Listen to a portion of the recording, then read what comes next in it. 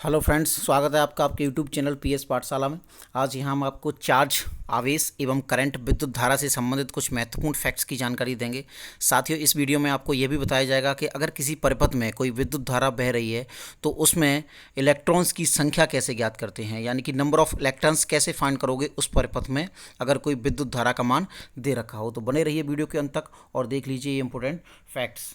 सबसे पहले हम बात करते हैं चार्ज या आवेश की। जब किसी पदार्थ या वस्तु या तत्व में इलेक्ट्रॉन की संख्या में परिवर्तन होता है तो उस पर आवेश आ जाता है दोस्तों।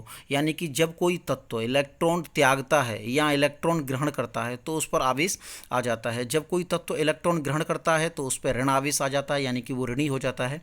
और जब कोई तत्व इलेक्ट्रॉन त्यागता है तो वो धन आवेशित हो जाता है तथा यह आवेश ही किसी आवेशित वस्तु या पदार्थ पर विद्युत बल लगाता है। तो आवेश जो है वो संरक्षित होता है दोस्तों, कंजर्व होता है, यानी कि आवेश को ऊर्जा की तरह न तो उत्पन्न किया जा सकता है और ना ही नष्ट किया जा सकता है।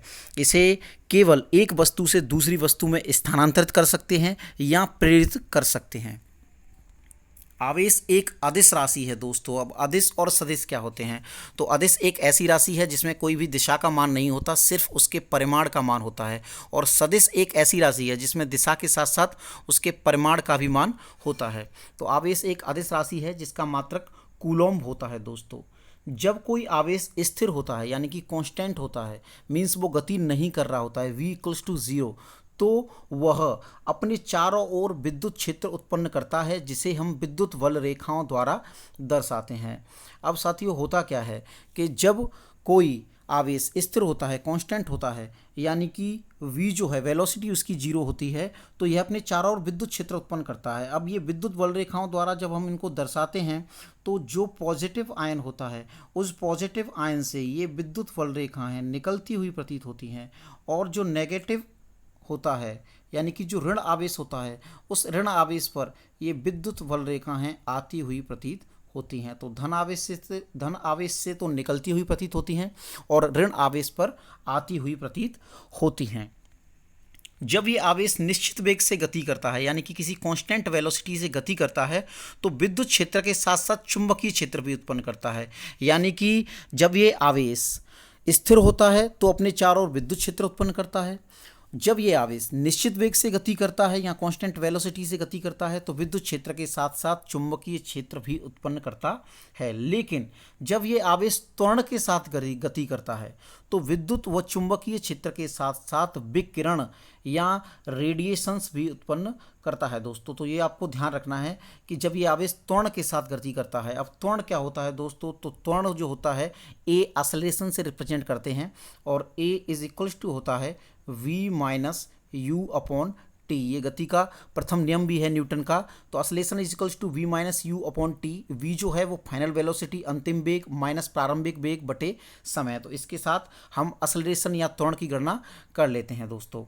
उसके बाद हम बात करते हैं विद्युत धारा की। विद्युत धारा या करंट, आवेश के प्रवाह की दर विद्युत धारा कहलाती है, अर्थात 1 सेकंड में प्रवाहित कुल आवेश ही विद्युत धारा कहलाती है। अब साथियों, जब भी हम बात करते हैं कि प्रवाह की दर, यानी कि ये कहीं पे भी अगर दर वर्ड आता है तो उसके नीचे यानी कि अपॉन में टाइम जरूर आएगा। तो आवेश के प्रवाह की दर है तो सबसे पहले आएगा आवेश, यानी कि ये क्यू हो गया आवेश, और अपॉन टी यानी कि प्रवाह की दर। तो आई इज इक्वल्स टू हो जाएगा Q/T। यहाँ पे क्या होता है साथियों?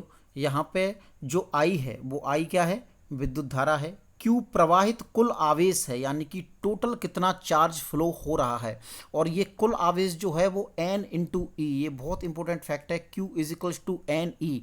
एन क्या होता है यहाँ पे? नंबर ऑफ इलेक्ट्रॉन्स की संख्या, और ई उस इलेक्ट्रॉन पर, एक इलेक्ट्रॉन पर आवेश जो होता है वो 1.6 इंटू 10⁻⁻19 कूलम होता है। वो यहाँ पे ई की वैल्यू होती है दोस्तों। टी यहाँ पे समय है, और ये जो टी समय है वो किसमें होता है? सेकंड्स में होता है। विद्युत धारा एक अदिश राशि है जिसका मात्रक एम्पियर होता है। तो विद्युत धारा का जो मात्रक है वो क्या होता है? एम्पियर होता है साथियों। अब अगर अपन बात करें तो यहाँ से भी अपन एक विद्युत धारा का मात्रक निकाल सकते हैं, और यहाँ से अपन विद्युत धारा का मात्रक निकालें तो आई जो है वो Q/T। Q होता है कूलोम और T होता है सेकंड। तो यहाँ से ये विद्युत धारा का मात्रक हो जाएगा कूलोम पर सेकंड। तो ये भी आपको ध्यान रखना है, इस तरह से हम विद्युत धारा के मात्रक निकाल सकते हैं। तो एम्पियर हो जाएगा और दूसरा हो जाएगा कूलोम पर सेकंड। एक क्वेश्चन है जिसकी हम बात कर रहे थे, किसी तार से 1 सेकंड में 1 एम्पियर धारा, तो समय हो जाएगा t equals to 1 second, I equals to हो जाएगा 1 एम्पियर विद्युत धारा प्रवाहित होती है। तो तार में प्रवाहित कुल इलेक्ट्रॉन्स की संख्या बताइए। तार में प्रवाहित इलेक्ट्रॉन्स की संख्या, नंबर ऑफ इलेक्ट्रॉन्स बताना है साथियों। तो देखिए इस क्वेश्चन को सॉल्यूशन, सबसे पहले हम बात करते हैं हमारा जो करंट है, विद्युत धारा है I, वो I क्या होता है, I होता है Q/T, यानी कि 1 सेकंड में प्रवाहित कुल आवेश क्या होता है, विद्युत धारा कहलाता है। तो I इक्वल्स टू Q/T, यहाँ से हम Q निकालें तो Q आ जाएगा आपका IT, पक्षांतरण करके Q कितना हो जाएगा, I इंटू टी। अब Q इक्वल्स टू हो जाएगा, I की वैल्यू 1 है, 1 एम्पियर प्रवाहित हो रही है, T की वैल्यू 1 सेकंड है, तो Q इक्वल्स टू कितना आ जाएगा, तो Q इक्वल्स टू आ जाएगा आपका 1 कूलोम। तो पहले तो हमने प्रवाहित कुल आवेश निकाल लिया कि प्रवाहित कुल आवेश कितना है, 1 कूलोम है। उसके बाद मैंने बताया था Q इज इक्वल्स टू होता है NE, where E is 1.6 into 10⁻⁻19 coulomb.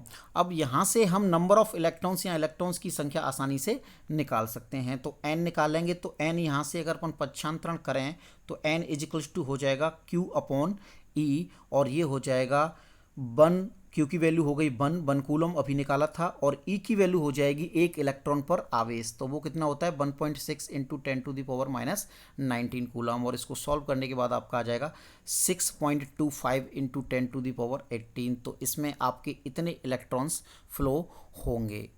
तो साथियों कैसा लगा वीडियो, अगर आपको अच्छा लगा हो तो प्लीज़ लाइक और शेयर और चैनल को सब्सक्राइब जरूर करें। Thanks for watching.